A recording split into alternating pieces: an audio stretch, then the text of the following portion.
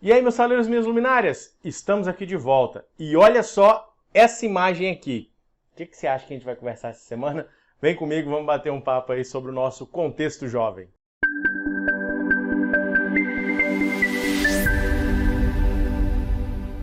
E aí, galerinha, tudo bem? Estou aqui novamente depois de uma semana aí sumido. Estou bem, graças a Deus. Mas já quero começar esse vídeo aqui te pedindo desculpas porque semana passada a gente não conseguiu gravar, editar, lançar a lição. Eu tô com um problema no meu computador que ele já tá quase indo para UTI, eu não tenho dinheiro para comprar outro agora, então a gente vai se virando com ele. Mas voltamos aqui, né? Mas voltamos aqui, não é mais, é mas. Mas peço que você ore aí, que eu tô orando aqui para esse abençoado continuar batendo ali a placa-mãe dele, para a gente conseguir estar lançando as lições aqui. Meditação Jovem lá no TikTok, tá bom? Instagram também a gente tem alguns vídeos lá. Que Deus possa te abençoar por me perdoar, tá bom? Infelizmente, né? Então vamos para a nossa lição. E essa semana nós vamos falar sobre a doadora extrema. Cara, parece até nome de filme de ação, não é verdade? E esse filme de ação, essa história, tá lá em Marcos, no capítulo 12, dos versos 41 a 44.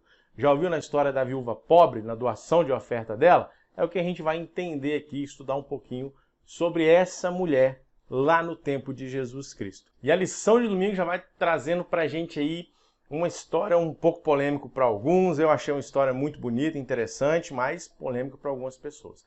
Vem falando aqui da família do pastor Pavel Goia.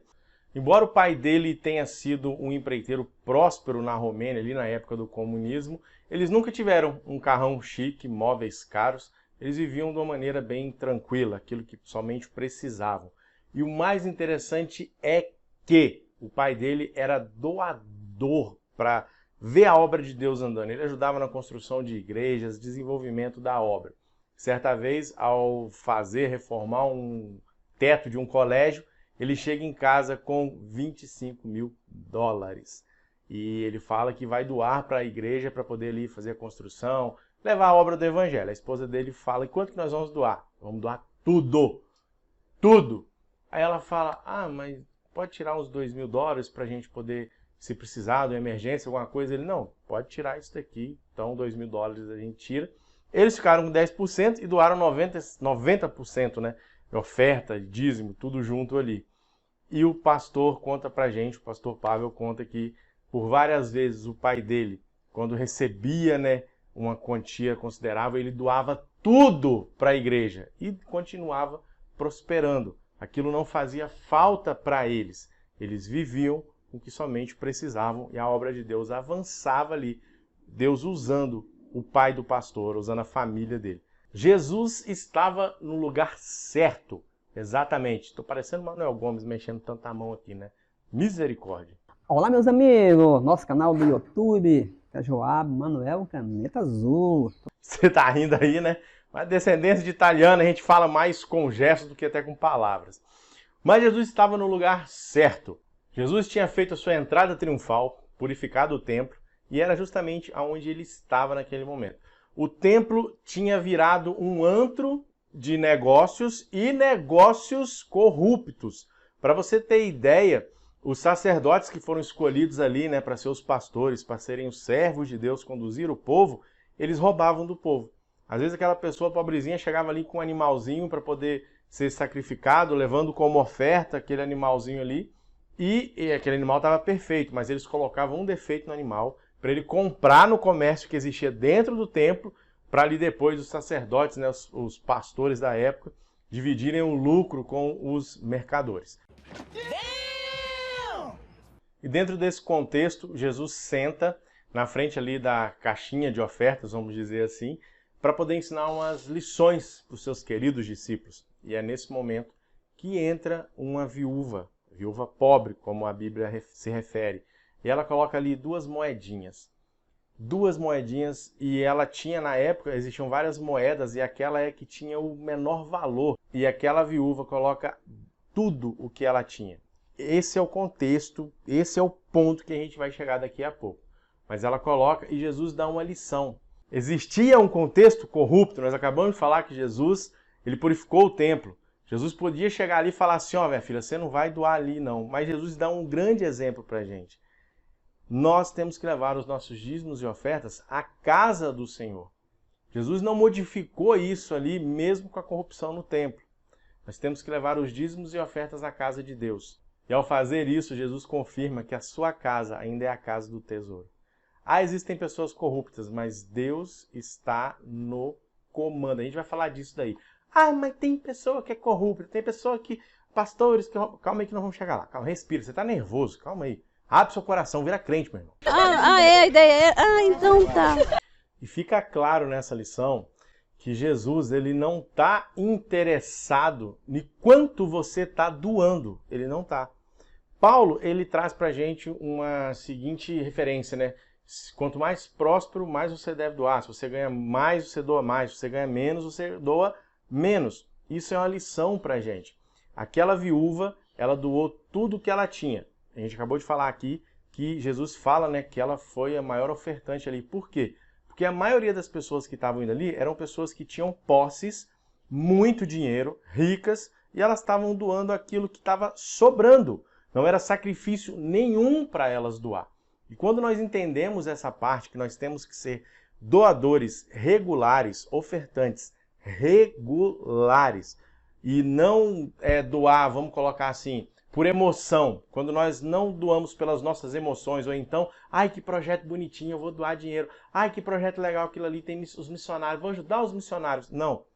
Quando você começa a doar, Jeremias fala isso, quando você começa a doar, entendendo que as nossas doações devem ser por princípios, por o meu pequeno sacrifício para Cristo. Eu entendo que Ele me abençoou de tal maneira que eu já tenho ali estipulado a minha oferta regular. Eu não espero aparecer um projeto, não estou falando que é errado doar para o projeto também não, tá? Não vai distorcer aí não. Mas aquelas pessoas que só doam quando tem um projeto especial. E a regularidade. E o entendimento de que Deus tem me abençoado tanto, que eu posso ser usado através das minhas ofertas para abençoar outras pessoas. É verdade. Falar sobre dízimo e oferta é uma coisa delicada, complicada e polêmica. A gente falou que era polêmica a história que a gente contou do domingo aqui. Doou tudo. Ele doava, não fazia falta para ele, ele tinha um controle daquilo ali, ele entendia que Deus estava abençoando ele podia abençoar outras pessoas. A teologia da prosperidade é o seguinte, quanto mais você doa, mais você ganha.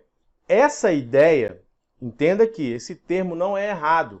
É errado a maneira como eles desenvolvem em cima disso. Por quê? Quanto mais você se sacrifica, se coloca perante Deus, você está doando para a obra de Deus, é claro que Ele vai te abençoar. E se você tem condições de doar mais, quer dizer que você já foi abençoado. Lembra que esse é o conceito desde o início da lição. Então, o que acontece é o seguinte, essas pessoas elas pegam isso daí e distorcem, como distorcem a Bíblia em vários assuntos, e ali não, você tem que doar tudo, você tem que doar tanto, que eu conheço história de igrejas que eles pegaram tudo, você tem que doar, não, isso aqui tá pouco, vende seu carro, vende sua casa. História de pessoas que foram morar na rua, que venderam sua casa e deram tudo. Mas por que Deus deixou acontecer isso? Deus cuidou dessas pessoas, tanto que elas recuperaram as suas posses. Mas existem pessoas de má fé. E como que eu entendo que isso não deve ser a minha motivação? Eu vou doar para receber mais. Como eu falei, desde que você coloque ali a sua regularidade de ofertas. Estipule, Senhor, a minha oferta mensal, 10% de dízimo, vou colocar 5%. Pessoas colocam 10, 15 de oferta, depende do que você ganha. Como nós falamos aqui, para Deus não existe diferença. Se você ganha 20 mil reais e a sua oferta é 5%, você que recebe 1.000 e a sua oferta é 5%, para Cristo é a mesma coisa, para Deus é a mesma coisa. Nós temos o texto, né, o nosso momento hipertexto, dá uma olhada nesses textos aqui que está aparecendo na tela, que estão aparecendo na tela, dá uma conferida, compara eles com a história do texto base e pensa o seguinte aí, a sua maior motivação para poder doar deve ser pregar o evangelho ou existem motivações maiores do que essa? Dá uma olhada no texto, pensa nisso e guarda isso aí para você, responde aí na sua lição, tá bom? Yeah. O elogio de Jesus para aquela situação ali é uma correção, né? É uma reprovação àquelas pessoas que falam: Ah, mas eu não dou, eu não devolvo dízimo porque as pessoas são corruptas. Lembra que eu disse que nós iríamos falar sobre isso? Pois é. Quando se começa rumores sobre isso, aí já junta com a vontade nenhuma de doar, de incredulidade, com falta de sabedoria, isso pode sim atrapalhar outras pessoas que não têm tanto conhecimento, que são fragilizadas espiritualmente, porque tem. E você vai pagar por isso, meu irmão. Eu sempre falo o seguinte, olha só, a minha obrigação com Deus é o meu dízimo dentro da salva, a minha oferta dentro da salva. O diácono levou para lá, o que é feito dali para frente não tem nada a ver comigo. E se alguém mexer naquilo ali, porque é santo, porque é sagrado, ela vai se comprometer com Deus. A minha parte eu estou fazendo e Deus vai abençoando. Eu tenho orgulho de dizer, nós fazemos parte de uma igreja adventista, que é uma igreja que se preocupa muito com isso. Tanto que a igreja ela não tem um dono. Ela não tem uma pessoa que é dono da igreja. E ela estipulou como distribuir os dízimos e ofertas. E não foi uma pessoa, foi uma comissão de várias pessoas. Nós passamos por auditorias do governo, auditorias internas, auditorias externas. Existe uma transparência no site da igreja para você ver lá como que o dinheiro está sendo, para onde que está indo. Você pode pedir um recibo. Então, não se preocupe com isso de, mas eu não vou doar porque eu não sei o que faz. Isso não é problema seu. Deus vai cuidar se algo de errado está acontecendo. O sistema bíblico de dízimo e ofertas, com certeza, variaram muito em valores, histórias diferentes. Como, vamos colocar aqui um exemplo, a gente falou da viúva pobre, que ela deu aquele único dinheirinho que ela tinha, confiando de que Deus iria suster ela. A próxima refeição dela, Deus vai tomar conta e com certeza tomou conta.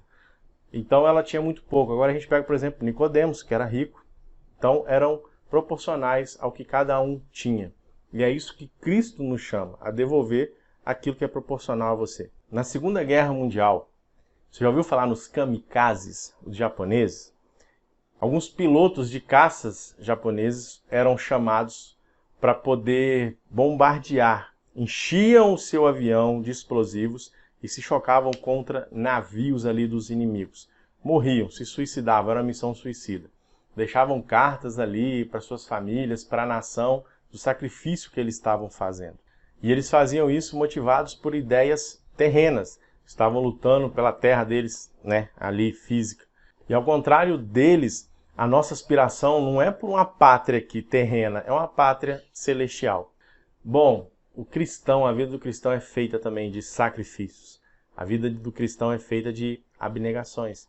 E Cristo não nos chama para fazer uma missão suicida. Pelo contrário, Ele nos chama para poder vivermos pela fé. O justo viverá pela fé. Então que você possa entender que Deus está te chamando para ser um doador extremo, verdadeiro, um doador fiel. E que Ele vai suprir todas as suas necessidades. Você tem dúvida quanto aos homens? Deixa os homens para lá. Confie em Deus, se entregue a Ele. Eu espero você aqui semana que vem. Espero que tenha te ajudado aí nessa lição dessa semana. Por favor, antes de você sair, se inscreva, curta, compartilhe. Eu aguardo vocês aqui semana que vem. Um abraço, meus saleiros e minhas luminárias. Tchau, tchau.